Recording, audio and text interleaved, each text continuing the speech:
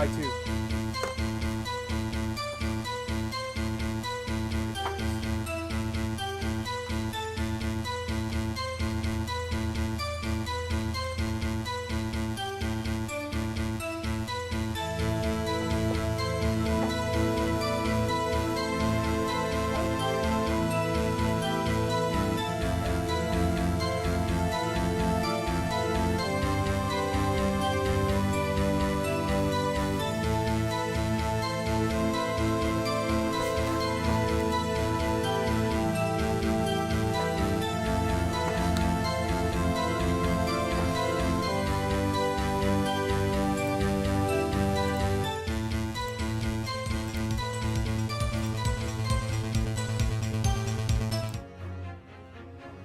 I just realized my mic was on the entire time. Well, you probably heard some of that.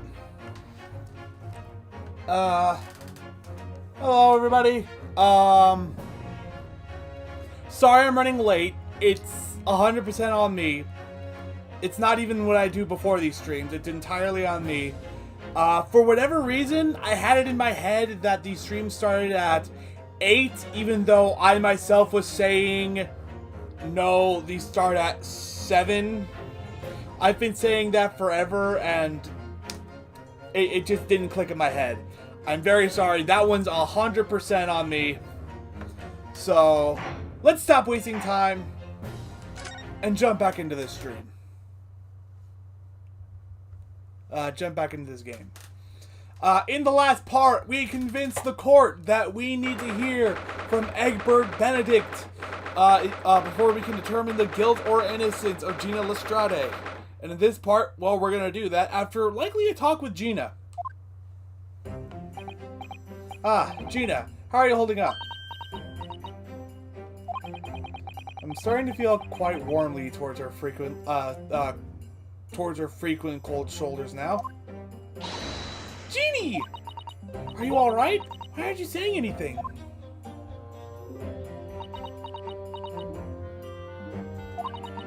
What's the point, eh?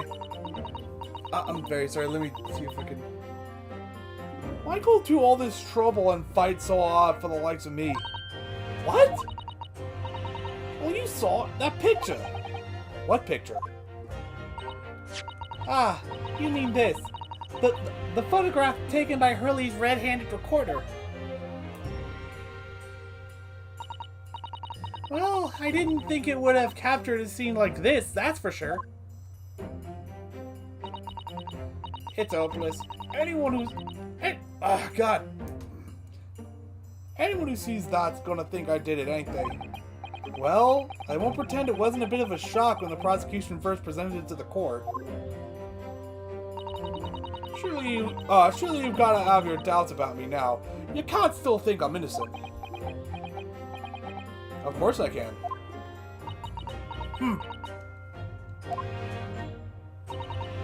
Jeannie, why don't you talk to us? Tell us what really happened that night. Bruno has cleverly managed to piece together a lot of new information, but still, we'd really like to hear it from you. Yeah, that would actually be a big help. Alright then. It was after we had that dinner together at your place, right, Iris? We all had a chat up in your office, didn't we? Yes, I remember.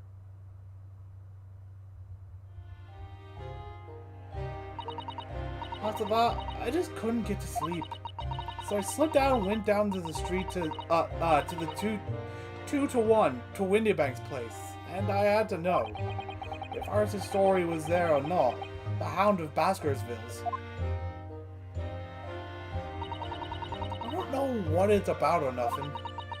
But if you ask me, there's something in that Sholmes there's something in it that Sholmes don't like.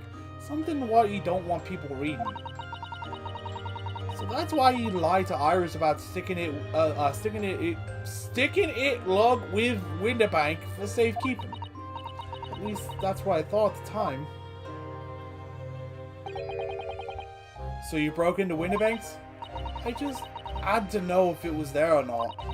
I mean, I had no idea all that was gonna kick off, did I? I stroked the lock and snuck inside. It was dark as you like in there. So I gave the oil lamp on the counter a bit of wick, and that's when... What do you think you're doing in here? Ah! I nearly died, I did. And next thing I knew...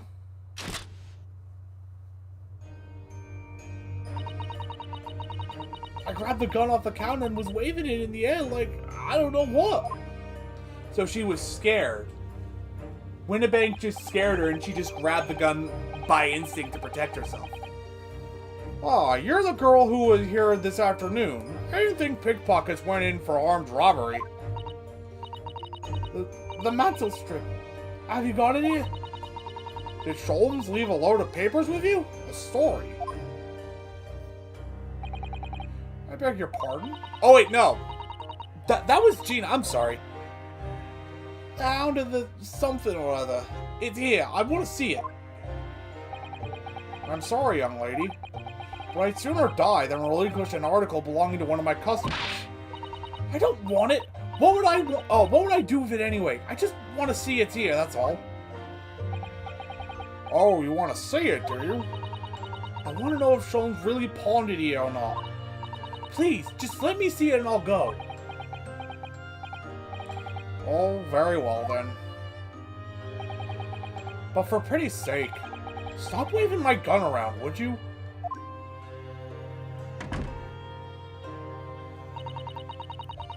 So then the old cove unlocked the storeroom door and we both went inside. And it was there, alright, the mantle strip. Sholmes weren't lying after it. You did all that just to check for me, Jeannie? Anyway, then there was a bit of a kick-up out in the main bit of the shop. The Slocan brothers arrived on the scene, yes?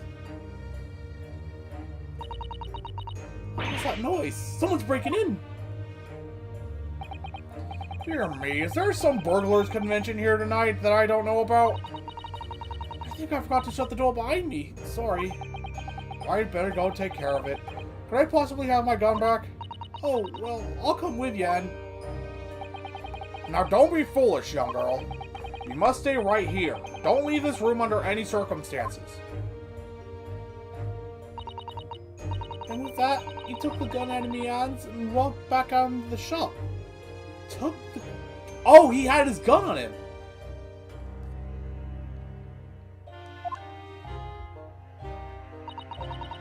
I hung back in the storeroom like he said, straining my ears in the dark to hear what was going on.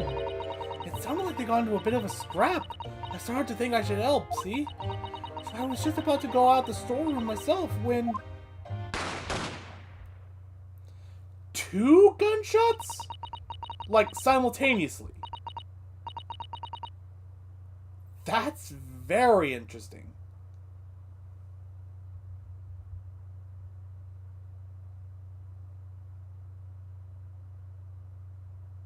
I heard a couple of shots go off, 2 I think, at the same time. And then there he was, right at my feet, lying face down on the floor. I was right next to the storeroom door, so I slammed it shut and locked it quick as you like.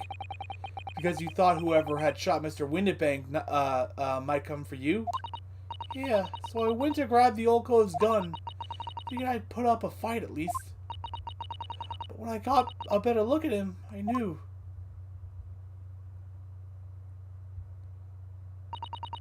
Winnebank was a goner.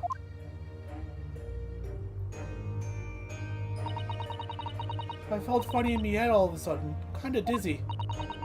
And after that, I don't remember nothing. That must be when you passed out, Gina. If I hadn't done what I'd done, the old cove might still be alive. Did you tell the police everything you just told us? Of course I did, but they didn't believe a word of it, did they? All they said was if I kept telling lies, I'd make things even worse for me.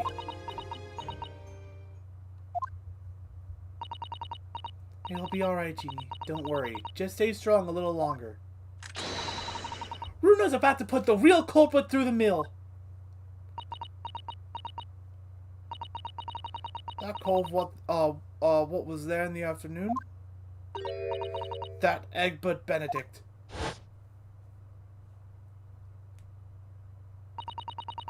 I still remember how he looked at me, like I was nothing. He was there that night. So you know he was there. We don't know his real name yet, but I'm convinced that he's involved somehow. Anyway, thank you for telling us what happened, Gina. I appreciate your honesty. You what? You can leave it all in Runo's capable hands now, Genie.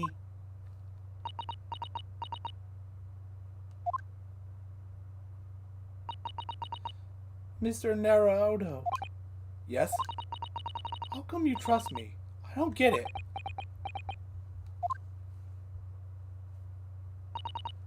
I mean, have you forgotten what happened here before? Come on, it was only 2 months ago. Me and McGilded, we told you a whole pack of lies.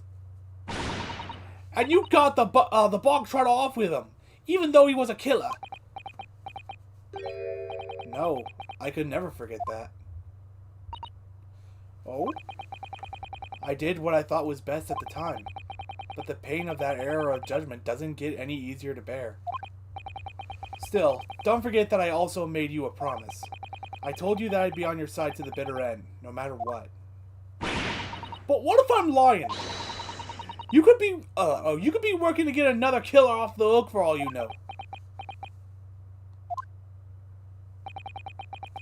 I was once in your position, Gina. I was the accused in a trial. You were? Before I left Japan, I was accused of murder.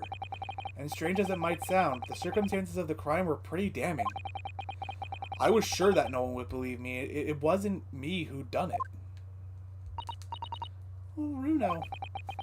But there was one person who stood up for me, who believed in me, and was prepared to defend me. My best friend. Ryunosuke, no one believes in you more than I do. Leave this to me. All you need to do is put your faith in me, and I'll do the rest. I was so happy, I cried. But even then, somewhere inside me, I couldn't help thinking, surely he doesn't really believe in me. Not completely. But I was wrong.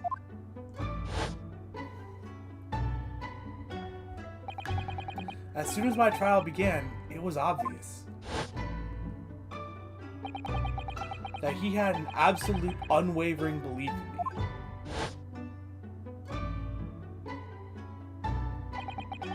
And in turn, I developed an absolute unwavering belief in him.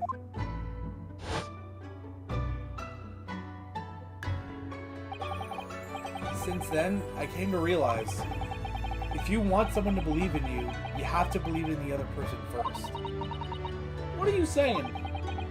I promise you, Gina, that no matter what happens, I'll keep believing in you. So you don't need to worry. I won't let you down.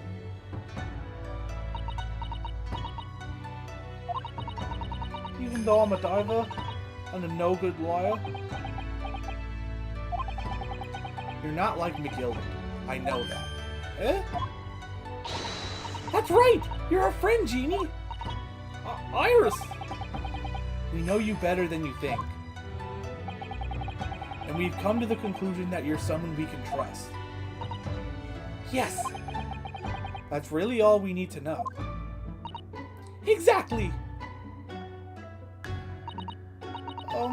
Mr. Naruto,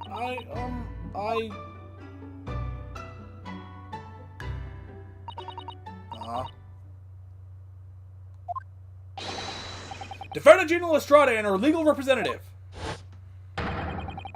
Court proceedings are about to resume. Please head into the courtroom immediately. Yes, of course. Thank you.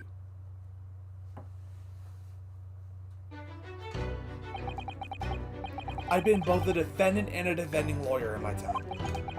So I knew only too well just how hard it was to put all your faith in me. And I also knew just how hard it was to bear the burden of another putting all their faith in me. This is it at last. The final chapter. The final battle. Wish me luck, Susato-san. And I hope you're watching over me too, partner.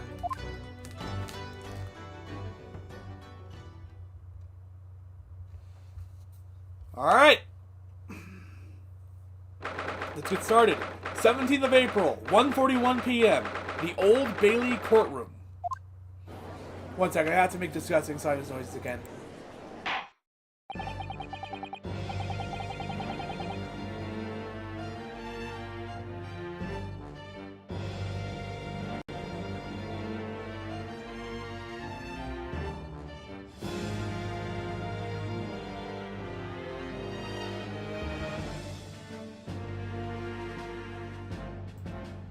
Alright, I think I'm a little better now.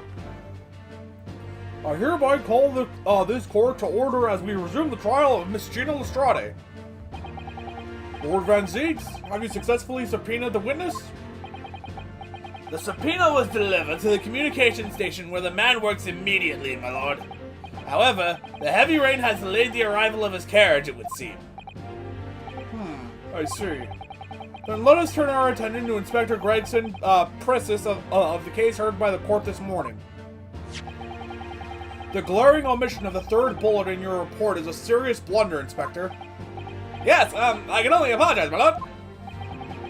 And although the defense's chemical analysis of the blood at the scene makes for a compelling argument, I cannot permit such untried methods to be used as evidence in my courtroom.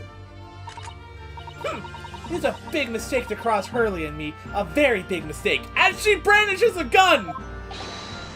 My lord! The subpoena witness has just arrived in the building! Thank you, officer. Show him to the stand without delay. Mr. Eggert Benedict. I didn't think I'd be crossing paths with him again so soon, and certainly not like this.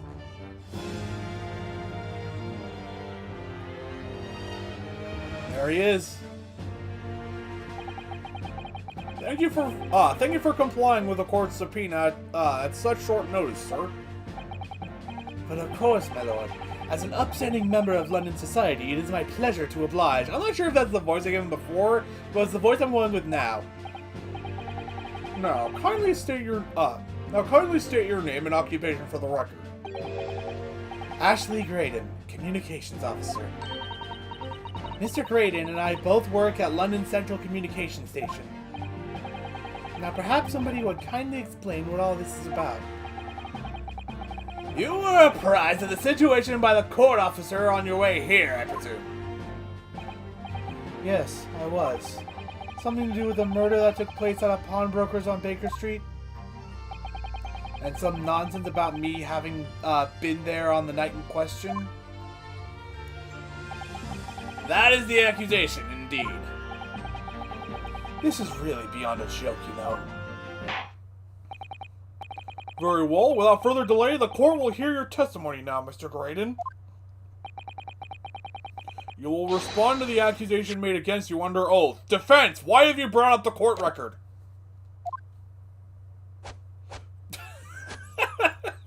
I wasn't expecting that. I'm sorry. I wasn't expecting the dance. I'm very sorry. Gladly, my lord. Gladly.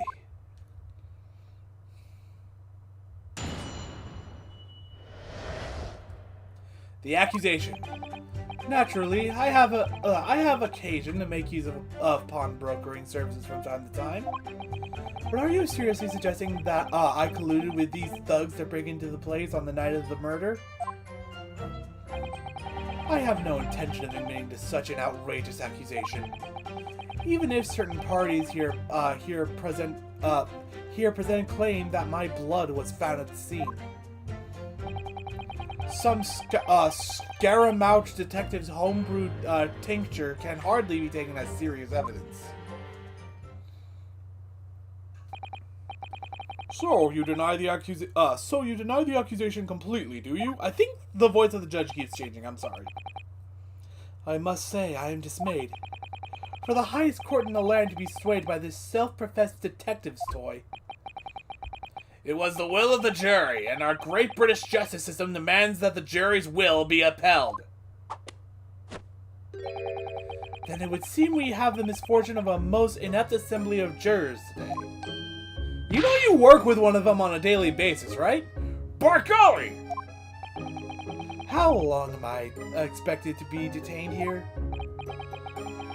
If following the defense's cross-examination, your involvement in this matter has not been established, you will be free to leave immediately. Good, then I shall be away in time for afternoon tea. Some small consolation, at least. Let us not hold up Mr. Graydon any longer than necessary, counsel. Proceed with the cross-examination. So, we meet again, Mr. Eggert Benedict. Or is it Mr. Graydon? My apologies. You are? Ryunosuke Naruhodo, defense lawyer. We have met. If you say so, Ashley Graydon. Enchante. So. Ah! I trust we can conclude this quickly. But I'm not holding your flashy hat while we do. Apparently you are. Okay, the accusation. Naturally, I have occasion to make use of pawnbrokering service from time to time. I can't help but notice that the guy next to him is looking right at him. Hold it! Yes, we even met in the very pawnbrokery where the crime took place on the afternoon of the day in question. Though, of course, you introduced yourself by a different name at the time. They're both looking at him. He isn't. It was Mr. Eggert Benedict, I believe. Objection! Tell me. The witness is here to testify about events that took place that night. He is under no obligation to answer such unrelated questions. I'm sorry, I had to make those disgusting noises again.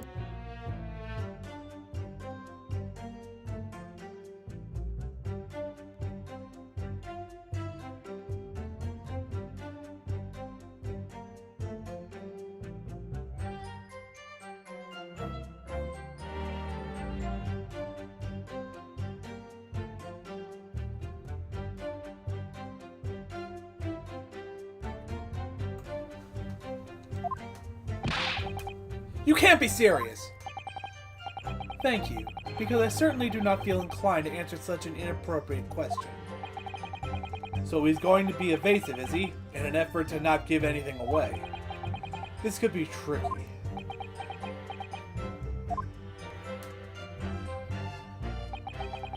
But are you seriously suggesting I colluded with these thugs to break into the place on the night of the murder? Hold it! Maybe not colluded, but you were there. Have you seen these two men before? This pair? No, I don't associate with criminals. Said by a man who introduced himself as Eggert Benedict. I'd like to know who I have to thank for this. Who made this outlandish accusation against me? The young lawyer there in black. This is a farce. Whose idea was it to permit an outsider to work in a British court anyway? Well, needless to say, I have no intention of admitting to such an outrageous accusation. Hold it! Where were you at around 1 in the morning on the night in question, sir? That is past the hour at which I would normally retire. Certainly. I was not in the company of these rapscallions. You're able to prove that? Objection!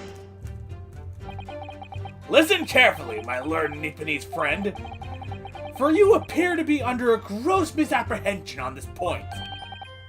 What do you mean? The witness maintains that he was not at the scene of the crime. He has no obligation to prove his absence. If your accusation is that the witness was present at the scene, The obligation lies with you to prove your assertion. Your assertion, not your assertion. That's on the guy playing this game. You will fulfill that obligation before putting any more unreasonable questions to the witness.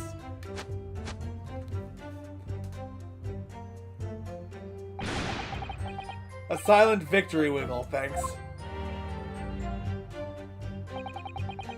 Even if certain parties here present claim that my blood was found at the scene. Hold it! Blood was found at the scene of the crime. There's no question of that. Mr. Sholm's chemical analysis has positively identified the substance as such. But I am not the only human to have blood running through my veins, am I? How can you be sure that the blood is mine? It could equally be the blood of these two miscreants. Every individual's blood has a slightly different composition, it seems. Mr. Sholm's chemical is able to differentiate... Spare me science lesson! Spare me the science lesson, I'm sorry. Who is this Sholm's character anyway? Why do you keep bringing up the court record? Oh, I assumed all Londoners would know the name. He's a great, well, renowned detective. So even you are unable to bring yourself to say great detective. A great detective, you say? Now we're in the realm of fairy tales, are we? You have something you'd like to say? Excuse me. Do you have something to say about that, Mr. Skulkin? What, me? I got the wrong voice. No, the Mr. Skulkin next to you. Right, I've had out to here with this. How many times have I got to tell you? Yes, I know. You're not Big Bruv Sulky. Mr. Nash Skulkin. Can't blame me, Governor. You all. Is it not the case that when Mr. Graydon just spoke, a thought went through your mind? Would you care to share that thought with the court? Me thoughts? I don't have none of them. It must have been him. You what? Mr. Nash Skulkin, answer the question, please. What went through your mind when Mr. Graydon, when Mr. Graydon just spoke? Nothing. Honest, Gov, nothing. I was just thinking. If we wave his arm around like that much more, it'll open up that wound again, that's all. I'm sorry! Do you wanna explain a little bit that wound? What wound? Where he took the bullet, of course. It was only 2 days ago. It ain't gonna be healed up yet. He knows him! So I was, well, you know, I was worried for him, and... So he does know these two. Oil spells! Mr. Graydon, did you hear that? What? Your comrade is worried about you, it seems. On account of your injured arm. My lord? Yes, Mr. Graydon? I have no idea what these two wretches are talking about. Certainly, I shouldn't be expected to answer anything in relation to their mindless insinuations. We know that someone other than the victim was hit by a bullet at the scene of the crime 2 nights ago. And from the height of the bullet hole in the wall, that person was likely hitting the upper arm or thereabouts. Let me actually check our thing. Yep. And from the height of the bullet in the wall, that person was likely hitting the upper arm or thereabouts.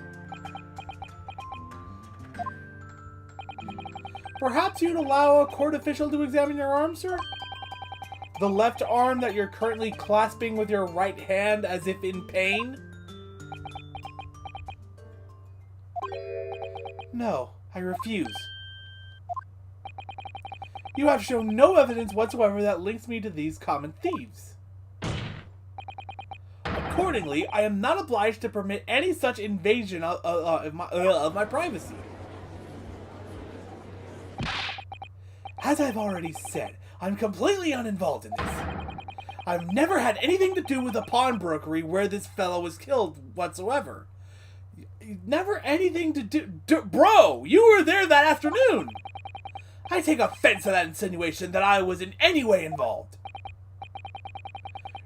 You claim to have had nothing whatsoever to do with Mr. Windybank's pawnbrokery. My lord, the defense would like that last statement to be added to Mr. Graydon's formal testimony. Very well, counsel.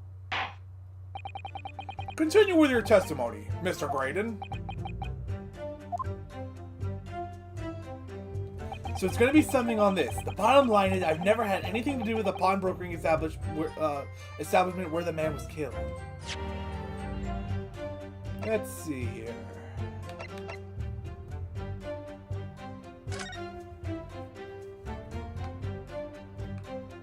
Something that proves he was there.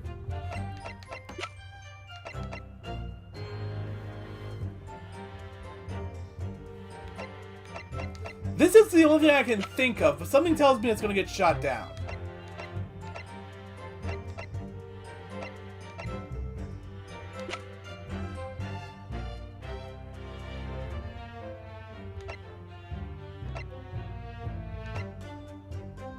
I think I'm going to go with it. But first, I'm going to save.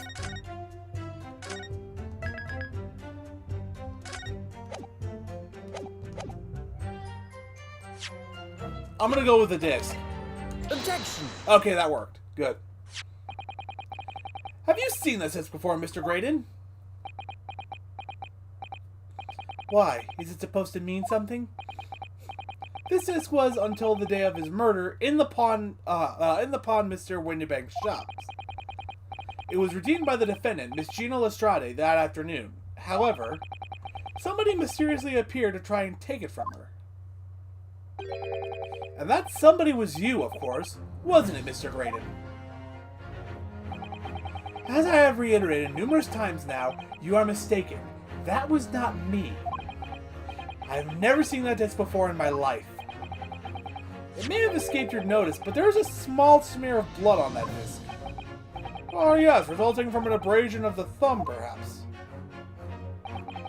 That's right, the surface of the disc is covered in hundreds of tiny metal bumps. In the skirmish to acquire the disc, the thumb of the person who tried to take it suffered minor lacerations. So, while the disc bears the remnant of that skirmish in the form of this smear of blood, the thumb of the person in question must bear the remnants also, in the form of a scratch. Good gracious! Indeed it must! Mr. Graydon, you refuse to allow a court officer to examine your arm before. Are you now going to refuse to allow us to examine your thumb? Because I have no doubt that it bears a small scratch consistent with the smear of blood on this disc. Well, well. It would seem I underestimated you. What is the meaning of this? So you admit it now? You admit you have a scratch on your thumb from when you attempted to take the disc from the defendant?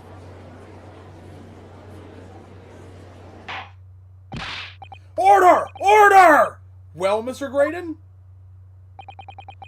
It would appear there has been something of a misunderstanding here. I did not attempt to take the disc, as you put it. No, quite the reverse.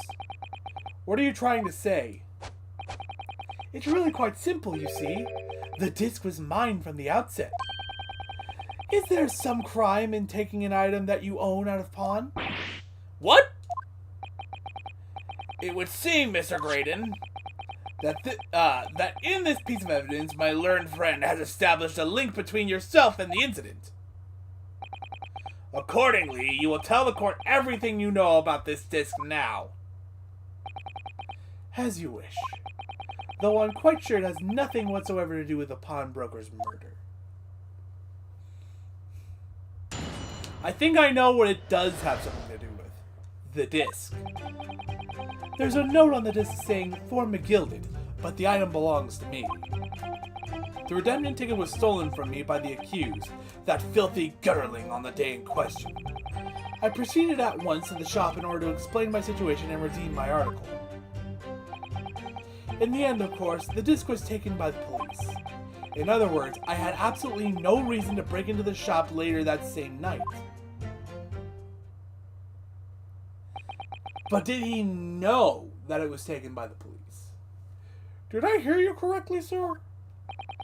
McGilded, you say? The famous London philanthropist? Who perished in this very courtroom 2 months ago after being acquitted of a distinctly messy murder? Yes, my lord. The one and the same. Good lord! Mr. Graydon! Are you saying that Mr. McGilded and yourself were acquainted? Yes, that's correct.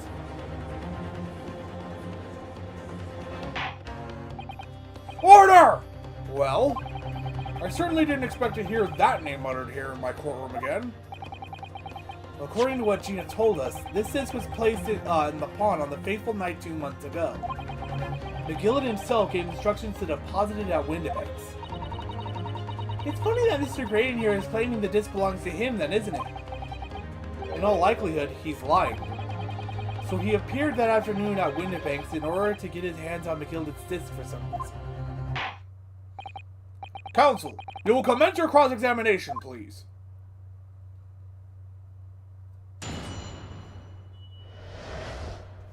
The disc.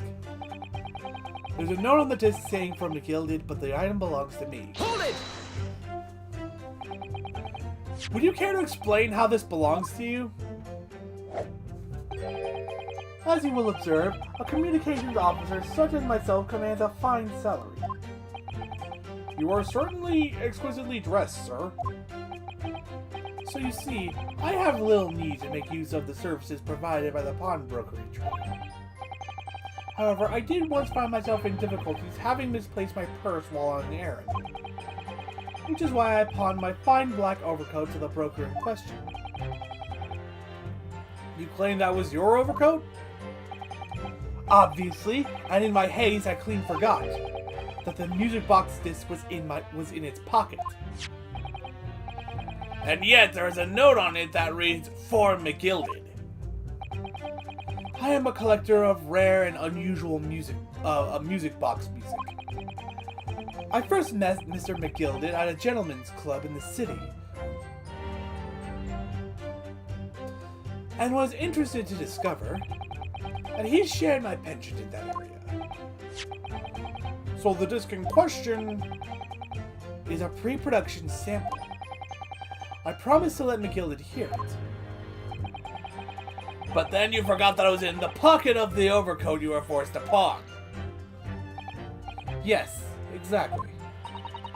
Gina didn't mention any of that in her testimony 2 months ago, did she? No, because McGilded had threatened her to keep her mouth shut. Which means that if we dig too deeply here, it's going to expose Gina's perjury. Oh dear, this is complicated, isn't it? Let's leave it alone for the time being.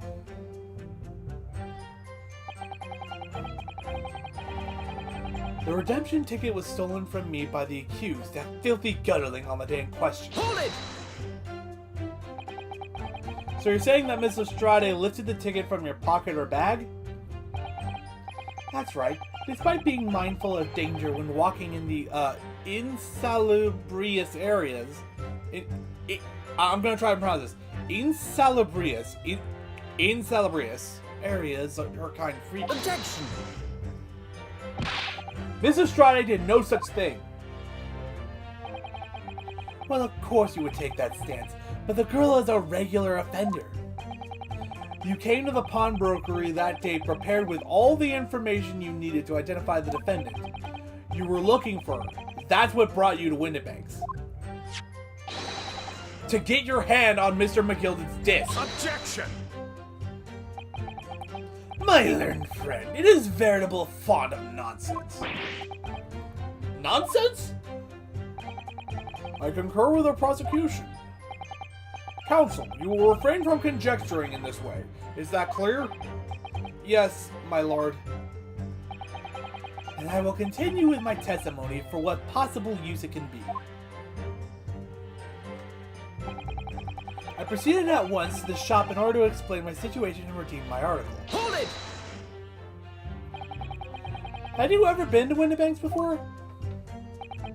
Only once, for the purposes of pawning something, but like many, I enjoy browsing in such establishments.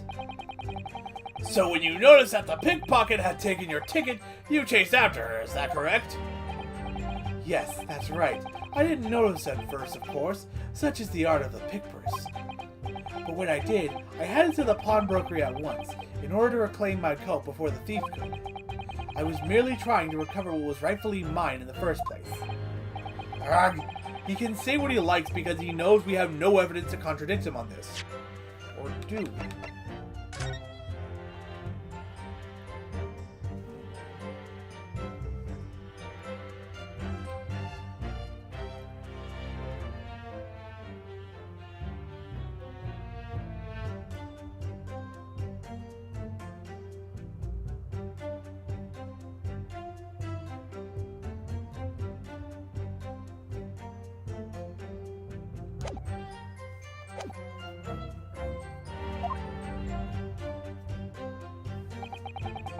In the end, of course, the disc was taken by the police. Hold it!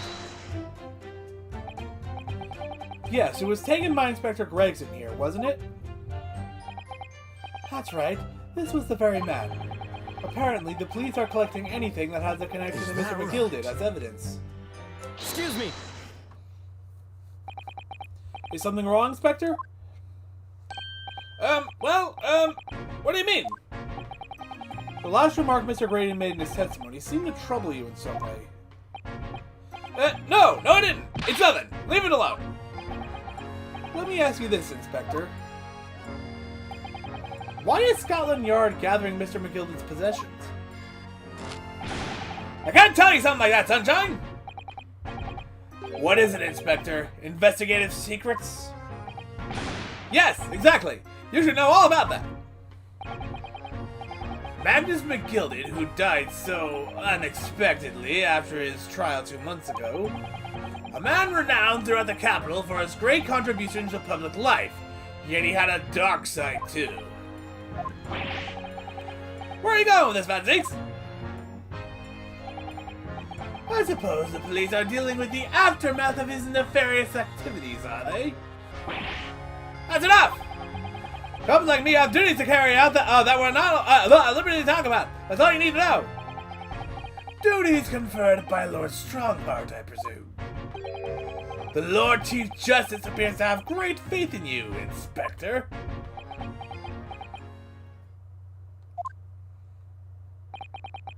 The bottom line is, if you want to get more out of me, you're gonna need Lord Strongheart's paw print first. What's all this about? It's like there's something going on between Gregson and Lord Van Zeeks here. Or is it Zykes? Zykes? I don't know. Well, it would appear that the Inspector has revealed all he is at liberty to reveal. Mr. Graydon, let us return to your testimony. Gladly, my lord. In other words, I had absolutely no reason to break into the shop later that same night. Hold it! But perhaps you'd seen something of value among the forfeited items? No, not at all. Oh? A valuer was brought in by the police to assess everything in the shop. Without exception, every article on the shelves was common or garden bric-a-brac. In that case, it's clear that you broke into the shop later that day in order to recover McGilden's disc. Have you not been listening, man? Even if I had wanted to recover the disc, you may recall that it had been seized by the police that afternoon. It was no more in the shop that night than I. As I keep saying, I simply had no reason to break in. So there was nothing of McGillen's left in the shop that night. Nothing this man might have been after. I wonder if that's really true. Bruno, if we have some evidence, then let him have it. I'm dying to see that irritatingly assured expression of his grumble. There is one thing that I can think of, but I'm not sure it's gonna work. McGill slipped the disc into his coat pocket and had it deposited at Windibanks. Then, when he realized he was going to be arrested on suspicion of the omnibus murder, he threatened Gina and forced her to take the redemption ticket. There's no doubt about it. That witness is lying through his pearly white teeth. The police were obviously after anything left behind by McGilden as well. That's why Inspector Gregson ended up taking the disc into custody that day. But Gregson's being very strange about all this. There must be a reason for that, I'm sure. I just don't know what it is. For now, I need to focus on exposing the fact that Mr. Graydon is lying in his testimony. I do have an idea. I'm going to say first. Because there was one thing. Hold on, let me actually check the box first.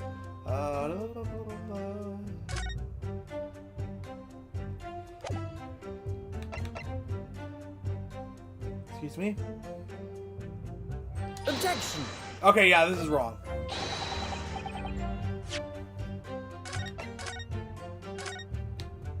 Oh, hopefully I'm not stuck here again.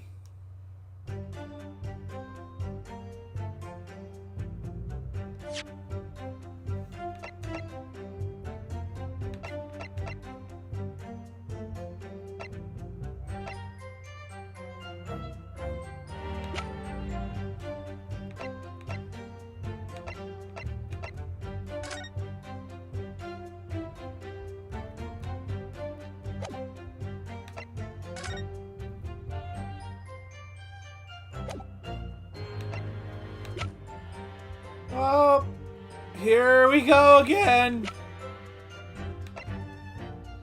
Oh, god damn it. This was my lead.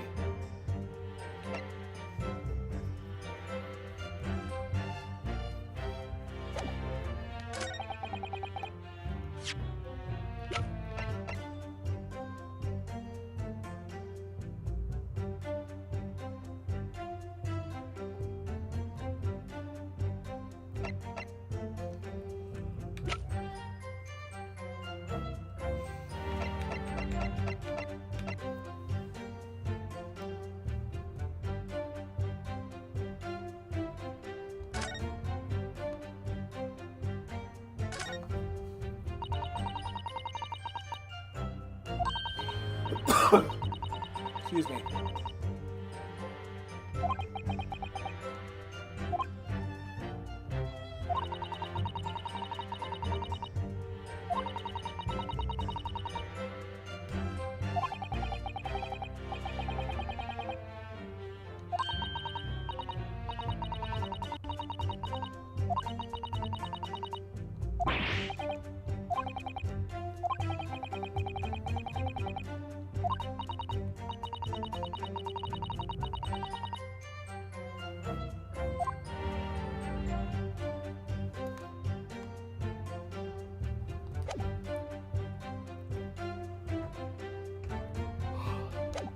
Well, this is a long shot.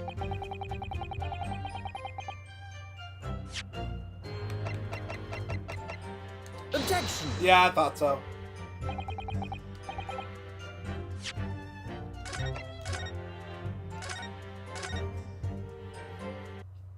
That sounds about right. Here we go again, ladies and gentlemen. Oh, hopefully it doesn't last an hour and a half like it did last time.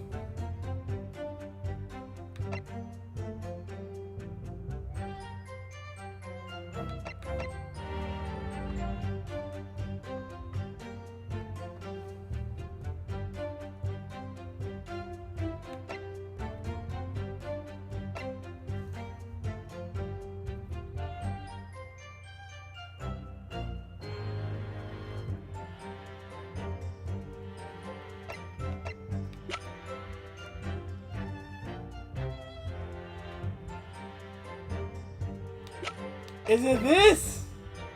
Objection! Yeah, it's not this.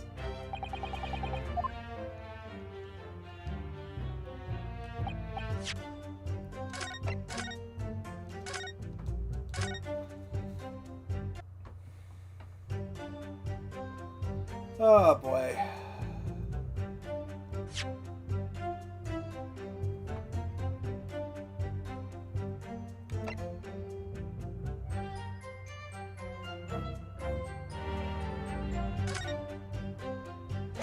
Could it actually be this?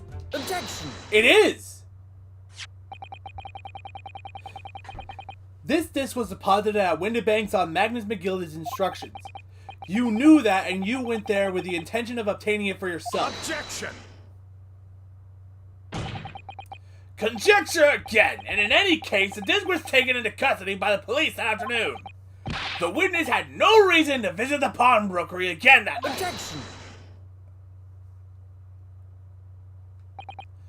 Sorry, my learned friend, but that's not true.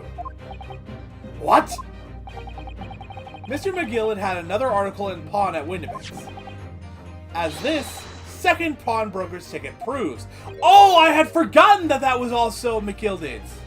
I had completely forgotten about that. Maybe that should have been put in the friggin' court record!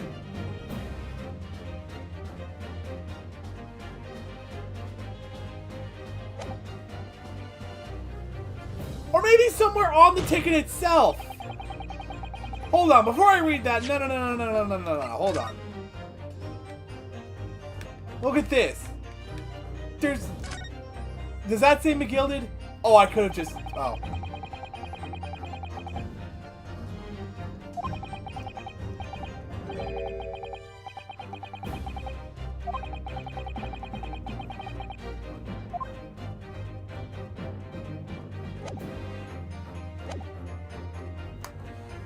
There were 2 articles belonging to Mr. McGilded in Windibank's pawnbrokery.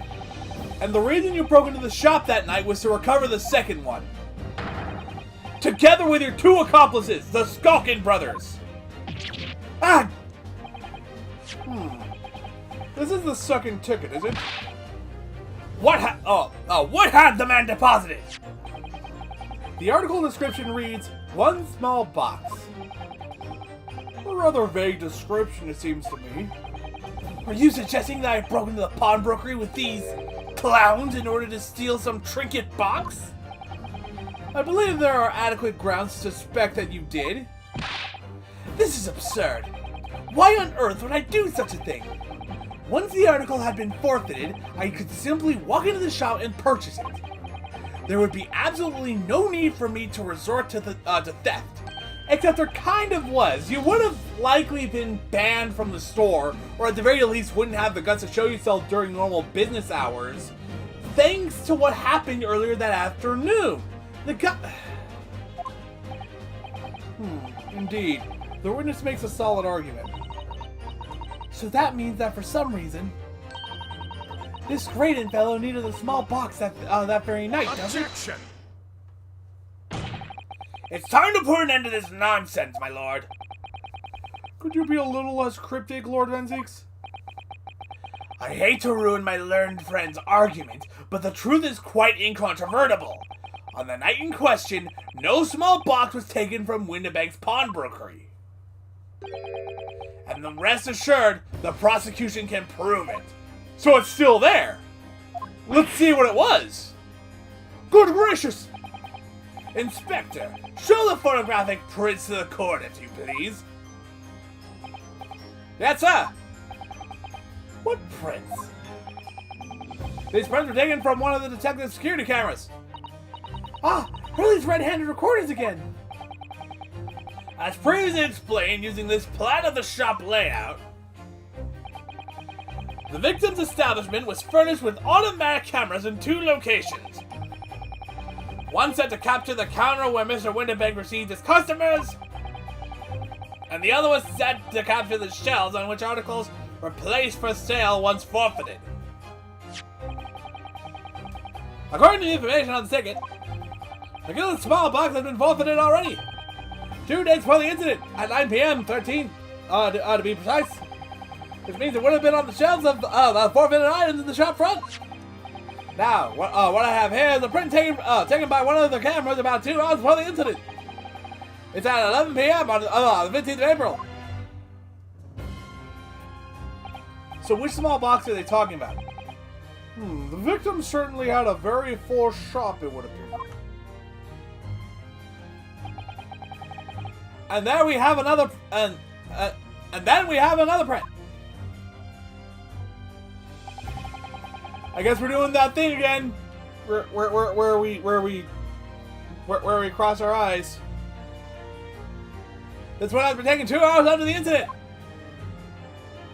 Actually, I think I'm starting to see something here. I see. So we have 2 pictures to compare. Okay, I don't even need to cross my eyes to see it. That box right there on the bottom shelf. I don't even have to cross my eyes to see it. It's moved.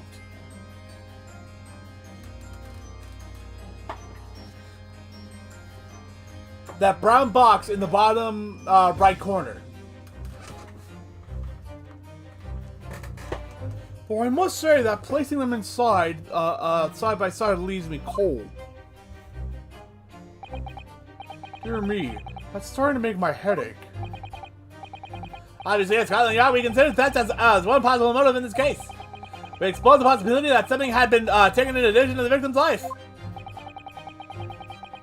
So your men have already compared these 2 prints thoroughly, Inspector? Yes, sir. I think I'm actually going to cross my eyes to see if anything else sticks out.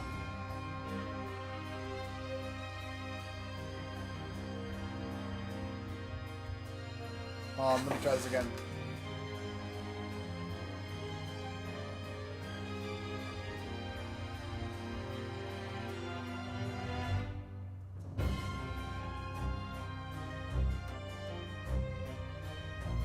Okay. It worked for me a couple streams ago. And it's not working for me again.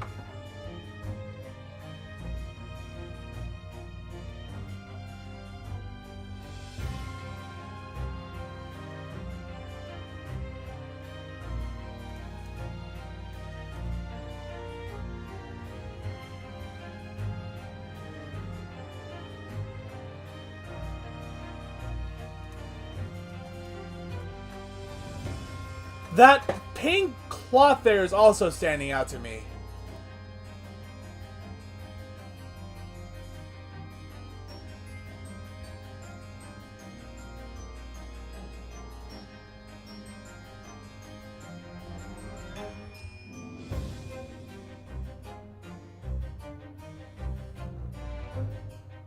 Oh god, I'm hurting myself.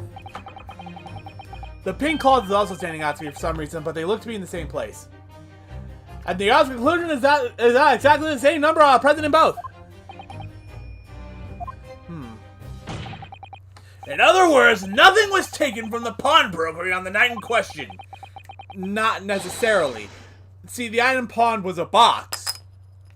Boxes typically have stuff in them. Well, sometimes. They're meant to have stuff in them. The box was definitely moved. So maybe the box itself wasn't stolen, but the item inside it was. My learned friend's assertion is nothing more than hopeful fantasy. Or so you would like to think. I don't believe it. If I could have just shown that he had stolen McGillis' pawn box, I might have been able to break him down at last. You know what, Bruno? I've been thinking. I'm actually going to check the other shelf, see if anything else is moved.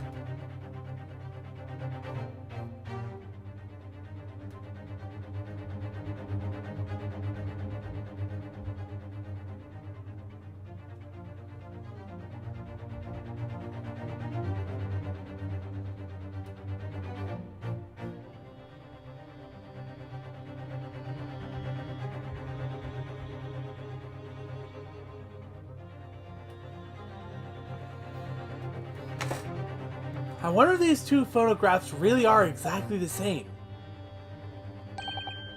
What? So, counsel, in light of the evidence put forward by the prosecution, what is your position? It seems that in fact, on the night in question, nothing was stolen from the victim's establishment. Do you accept the prosecution's assertion? No, I do not! Could there be some hidden discrepancy in these 2 photographic prints somewhere? Point out a discrepancy! I wasn't sure at first, but there's a clear discrepancy between these 2 prints. What? You must identify the location in question for the court, counsel. Indicate the precise location of the discrepancy of which you speak. Right Take there. that! Granted, these two prints are almost identical. However, there is one minor discrepancy between them. What? When you view the two pictures stereoscopically, I tried that and the box didn't stand out. The cloth stood out, but not the box.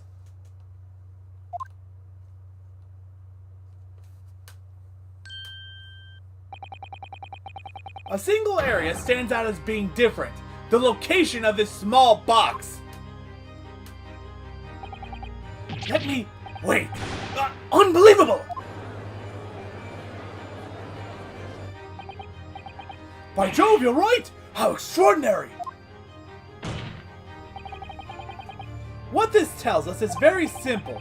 Mr. McGillic's small box was indeed not stolen from Mr. Windibanks on the night in question. However, there can be no doubt that somebody picked up this particular box and then returned it to its place on the shelves. Are you suggesting that the small box originally deposited by Mr. McGill is in fact... Yes, the very same small box I just identified in those photographic prints. Objection! Mindless guesswork! What if it was?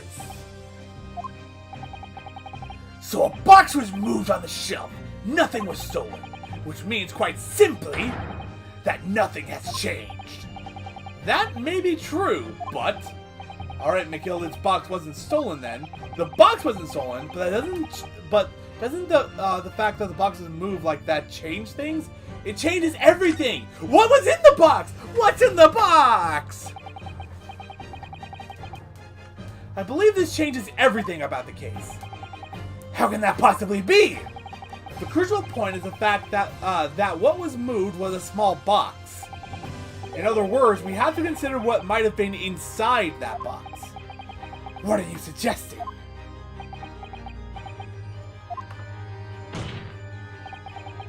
I'm suggesting that we need to examine that box as soon as possible.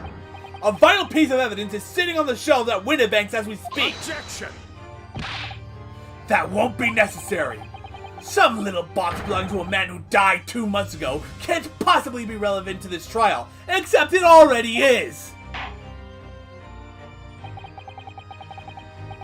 The court does not uphold your objection, Lord Van Zeek. Bailiff, arrange for an officer to go to Baker Street at once, obtain the small box in question, and bring it back here for further examination.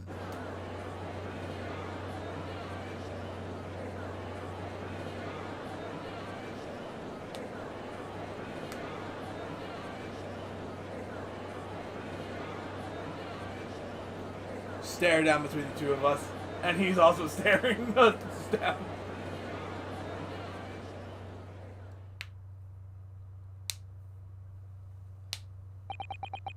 We should have a report within half an hour. I think perhaps we should recess for a short while until the evidence is brought forth. To be hoodwinked by such a farce. Disappointing. I beg your pardon, Lord Van Zeeks? This is nothing but a smokescreen. A Nipponese specialty, it would seem. What are you trying to say? My learned friend has persisted with the same line of reasoning from the very beginning. That this witness's intent was to steal an article belonging to Mr. McGilden from the pawnbrokery. Yet common sense tells us that none of the articles have value enough to be worth stealing in the first place. Exactly. It would be beyond absurd to break into a place for the purpose of stealing such a commonplace property. But he didn't steal it! He stole what was inside it!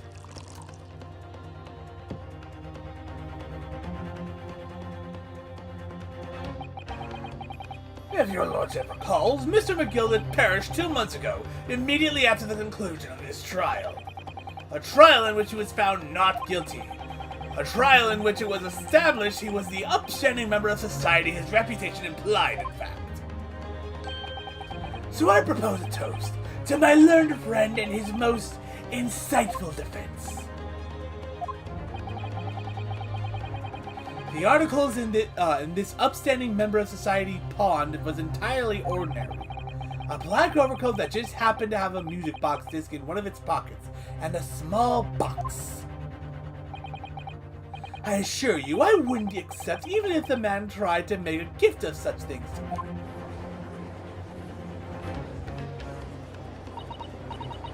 You know, that does make rather a lot of sense. It's not as if it was gold or jewels, is it? Though goodness, but you can't deposit cash at a pawnbroker, I'm quite certain of that. The prosecution's argument is undeniably compelling. It is incumbent on the defense now to bolster its argument. To explain what possible significance these commonplace articles pawned by this fine citizen could have. Well, counsel, is your argument in fact demonstrable? Are you able to show proof that that the disc or the box are in any tangible way related to this case? Well, what's the matter, Runo? We know that they're related, don't we? They're both vital pieces of evidence. Yes, of course. And you and I both know that. We know McGillet's true character, and we know the disc is significant, even if we don't know why. But if we explain all that to the court at this point, we'll have to acknowledge that McGillet's acquittal 2 months ago was a mistake, and that the defense's argument was flawed, based on false information. Oh no! And that would mean admitting that Gina committed perjury. But Jeannie, could it be that Van Zeke knows? Is that why he's doing this now? Because he anticipated everything? But maybe this could be a great opportunity for us. Sorry? What do you mean, Iris? Well, what is it that you always say, Runo? Sooner or later, the truth comes out. Every time. Alright, the exact significance of the things that McGillet deposited with Windibank is something that only Gina can explain to the court. But if I put her on the stand to testify about that, it could critically damage our chances of winning this case.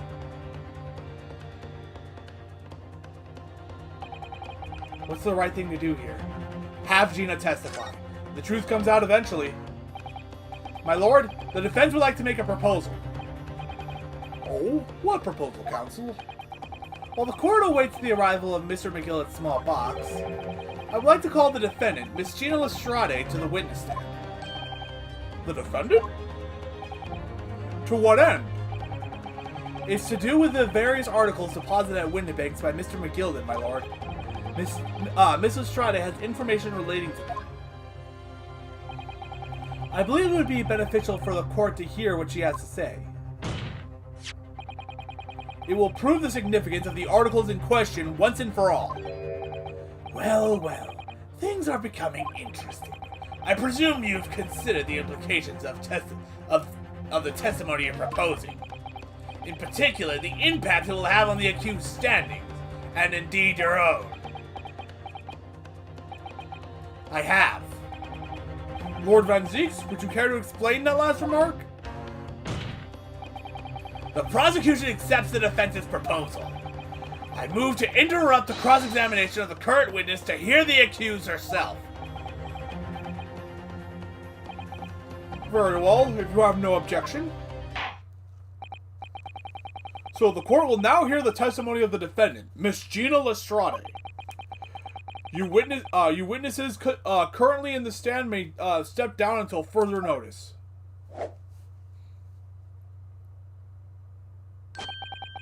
Then I shall bid you good day. Wait! You, sir, shall remain in the stand while Miss Lestrade testifies. As you wish. Alright then. Gina, it's time. I know this will be hard, but please, put your faith in me here. Good luck, Runo. And she's not easy to trust. Well, she's not quick to trust, I should say. The articles that Mr. McGillet had deposited in Windibank's pawnbrokery are intimately related with the omnibus case, the trial of which was heard in this courtroom 2 months ago. Yes, and I remember this young lady being brought before me to... in that trial as well. That's right, my lord. Her testimony helped to establish the innocence of the defendant, Mr. McGilden. The omnibus case was intriguing, to say the least. And now, here we all are again. The same players in that trial facing each other once more. A twist of fate, perhaps, my Nipponese friend.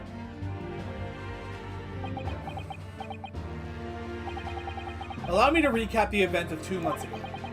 An old brick maker was stabbed to death in an omnibus running along London's winter streets. Apart from the victim, there was only one other person in the carriage, Mr. McGilden. Naturally, he was a prime suspect for the murder. But as the trial progressed, another possibility emerged. That the murder in fact took place above the defendant's head on the roof, with the body then being dropped through the skylight into the carriage below. It was Miss Lestrade whose testimony brought that possibility to light. At the time of the incident, Miss Lestrade was concealed under a seat in the carriage, hoping to pick the pockets of unsuspecting passengers. Then, immediately after the trial, having been acquitted of the murder, Mr. McGilden died in this very courtroom, in the most extraordinary of circumstances. A mystery that remains unsolved even now, 2 months on. As indeed does the omnibus murder itself. Be that as it may, I recall neither the disc nor the small box being mentioned in the course of those proceedings. Miss Lestrade? Would you tell the court now, please? What really happened in the omnibus 2 months ago, I mean? I don't know what you mean. I already said all of what I know. And what about everything you told us yesterday from inside your prison cell? Please, Miss Lestrade, this is extremely important. But... Remember, little girl, if it transpires that you willfully withheld information in the trial 2 months ago, the Home Office will seek to prosecute you for perjury. And naturally, you will lose all credibility as a witness. Although, let's face facts, you have little credibility to lose. Jeannie, don't listen to him! Please, you have to trust Runo now. Iris? We're on your side.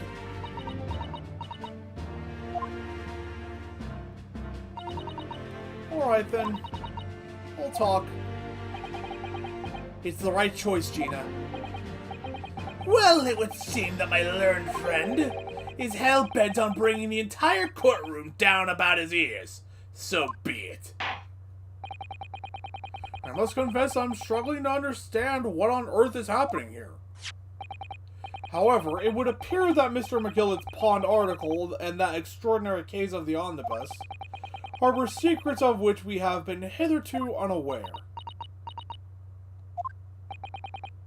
So, Miss Lestrade, you will now give your testimony before the court about the events of 2 months ago.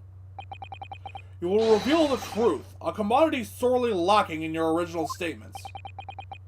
This is it then. Everything's going to come out. Like Van Ziek said, this could bring the whole courtroom down about my ears, but as a lawyer I'm prepared to take that risk.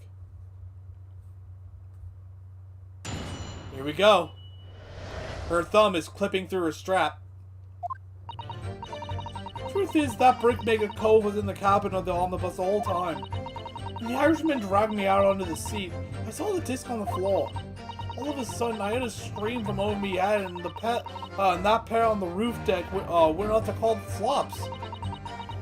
That's when McGilden slipped to drive us some tin to do a run up to the pawn shop roundabout.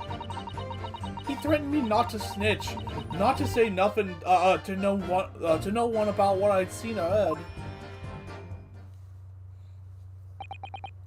Good grief! This is outrageous! What you've just told the court bears almost no resemblance to your testimony 2 months ago.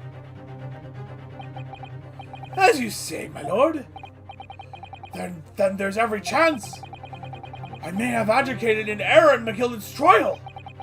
It sounds very much to me as if the man deliberately deceived this court in an effort to cover up the most wicked of schemes.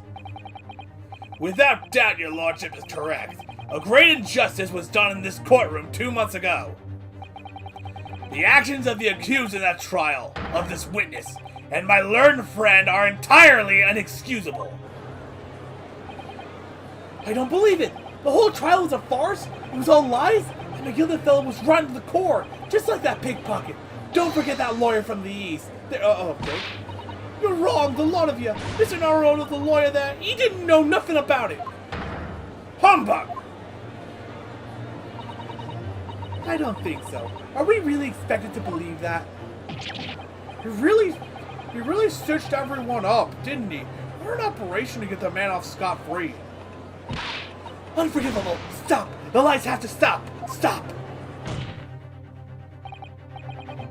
Yes, the defense made a terrible error of judgment.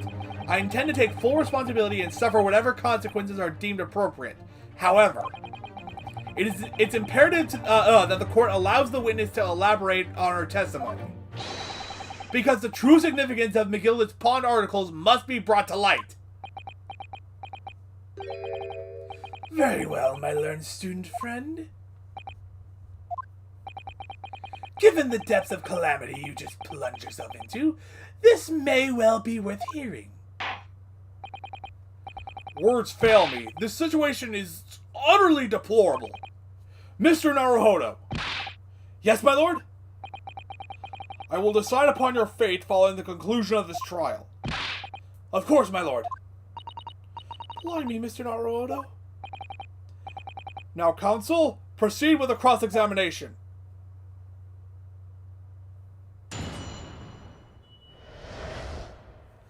The real truth of the omnibus case. Brigmaker Cove was in the cabin of the omnibus the whole time. Hold it! And you were hiding in the cabin at the time as well, weren't you, Miss Lestrade? If I remember rightly, in the storage compartment underneath one of the seats? Yeah, that's right. It's pitch black under there, so you can't see nothing at all. Now, in your testimony 2 months ago, I feel certain that you claimed Mr. McGilden was the sole passenger, did you not? False testimony, my lord. That's what he told me, I had to say. But it's important that you tell us the truth now. Were Mr. McGilden and the victim acquaintances? I don't know. I did hear them talking a lot. What were they talking about? Well, I couldn't hear too well, but if I had to say, I think it was about money or something. They kept talking about buying and not buying. Perhaps business dealings of some kind. Well, anyway, they got louder and louder. It started to sound like a proper fight. I was pretty scared by then. I had hardly dared to breathe, and then all of a sudden, I heard a noise like someone keeling over on the floor. It was blooming loud and all. And I believe you let out an involuntary scream? Yeah, that's what gave me away. When the Irishman dragged me out from under the seat, I saw the disc on the floor. Hold it! Was the disc you saw this disc? Yeah, I reckon it probably was. It was right next to the cove lying on the floor. Could this disc have belonged to the victim, perhaps? I don't know, but McGilden picked it up pretty smartish. And then he sat with the cove with a knife in his belly up on the seat. What did he say to you at that time? He told me not to say a word about what I'd seen or heard to no one. About the disc and all. I was dead scared. The way he was looking at me, I thought, if I didn't go along with it, I'd get stuck with that night too. Then he started asking me a load of questions. Like what me name was and where I lived and that. He asked me about being a diver too. But after a while, what had happened in the carriage was noticed. Yeah, that's right. First there was a kind of rapping noise. All of a sudden, I had a scream from over my head, and the panel on the roof went off to call the stops. Hold it! There were two gentlemen occupying the seats on the roof deck, I believe. One second, I have to sneeze.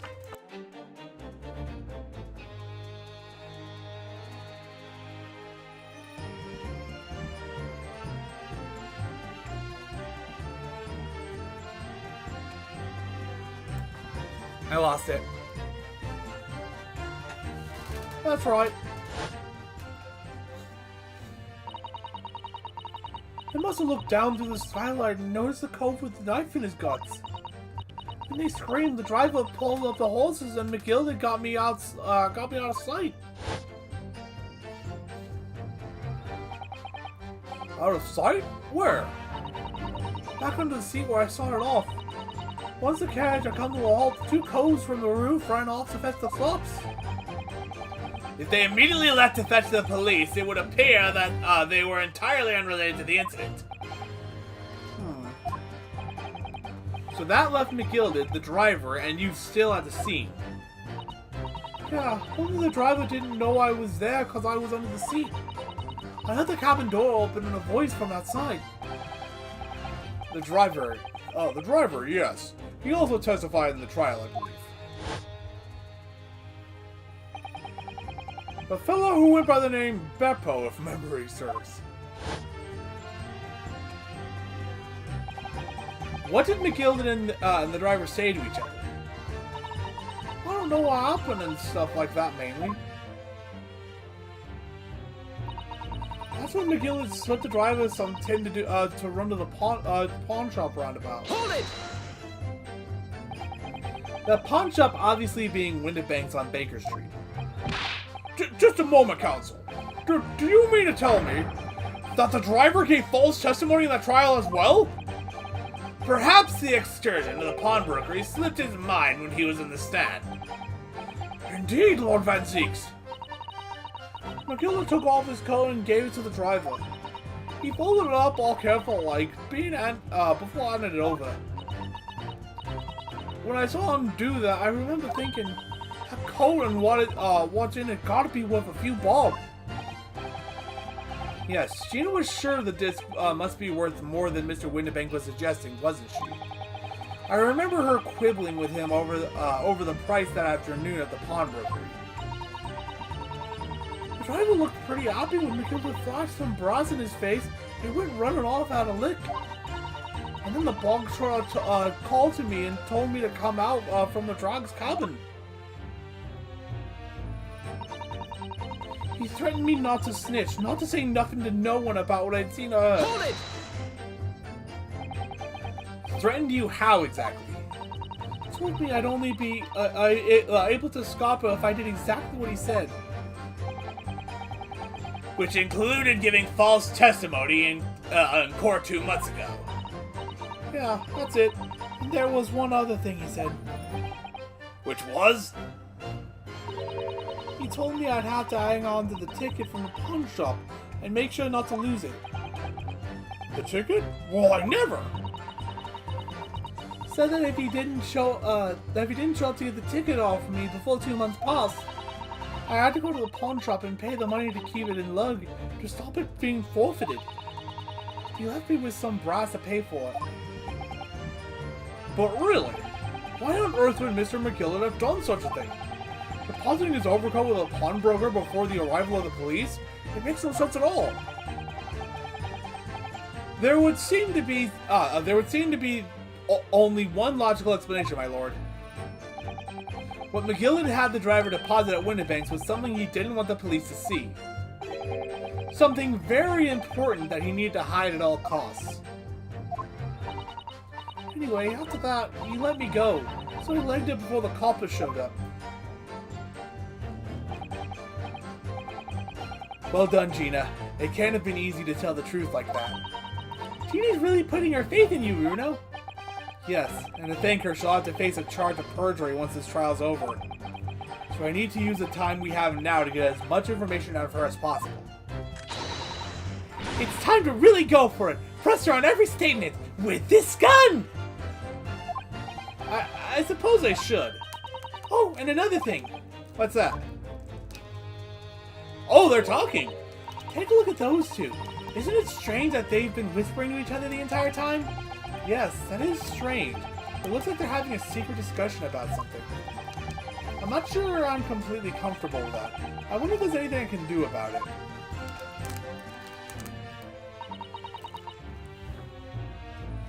Alright, let's take a look at the McGilded notes. I'm not going to present it just yet. Victim found...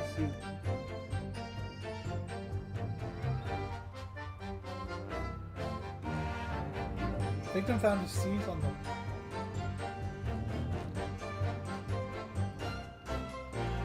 I'm sorry, what?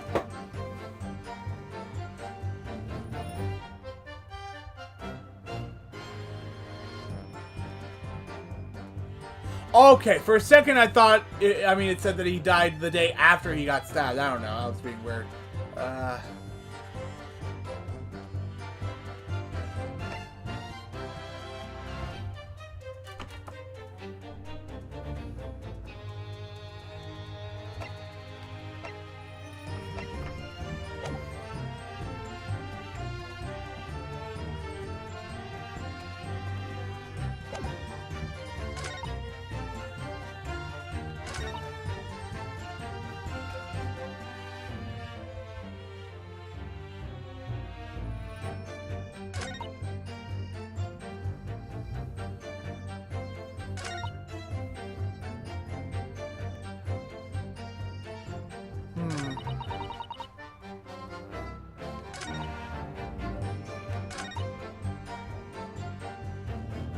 I've already pressed everything, and everything seems to be the truth. I just had to break up that conversation that's going on next to them.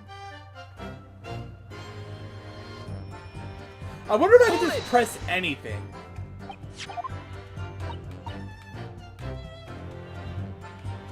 Excuse me. Is there something you'd like to share with the court, Inspector Gregson and Mr. Graydon? Inspector! Mr. Graydon! Whoa, what? Blimey, you trying to give me a heart attack? You have been whispering to each other for quite some time now. Tell us, what is the discussion about? Discussion? With this fella? Pull the other one, sunshine. You think I've got anything to talk about with this shady challenge like this? And I have nothing to say to this uncouth detective after he deprived me of that disc that was rightfully mine. But they have clearly been talking the entire time I've been cross-examining Gina. It's as if they've been negotiating. And Zeke has nothing to say. Thank you, Miss Estrade. Thank you, Counsel. I've heard enough. I believe we now have a reasonable understanding of what actually transpired on the omnibus. It would appear that on that night 2 months ago, a negotiation was taking place on the omnibus. A negotiation concerning this disc. However, matters did not run smoothly. When the parties involved began to quarrel over price, McGillis took what he wanted by force, and at the expense of the other man's life. Which proves my point. The disc is clearly extremely valuable in some way. Although I don't understand why. Why as yet. It's weird that my body likes to do these things when I'm doing these streams. And 2 days ago, precisely 2 months after the omnibus incident, McGillis' coat and his contents were due to be forfeited. I didn't know what I should do with the ticket. I mean, the cove died right after his trial. I knew that. So you decided you would try to claim the articles as your own. Well, why not, eh? They were gonna be forfeited. Why shouldn't I have got them? Anyway, you can't blame me for thinking about it. Thinking ain't no crime. Miss Estrada, it would appear Mr. McGilded was prepared to kill in order to take possession of this disc. Do you know why that would be? Eh? I ain't got a clue. But I reckon it must be with a fair bit of brass. He was probably gonna sell it. And you can't blame me for thinking that. Thinking ain't no crime. My lord! The evidence your lordship requested has been located and is ready for the court's inspection, sir. It's time.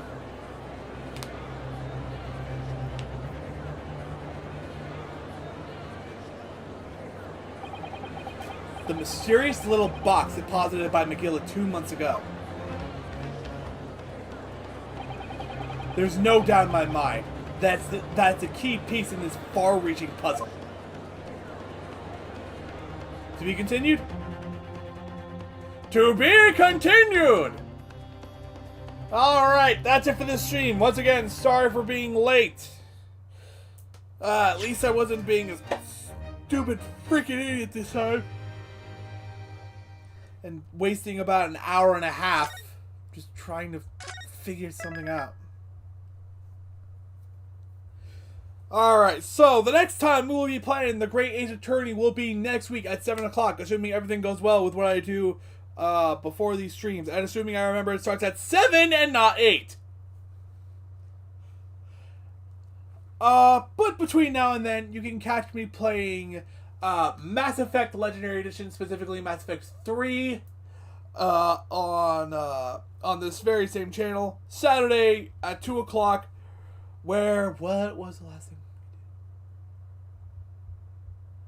We shall continue on our quest to cure the genophage. Alright, I will see you guys then.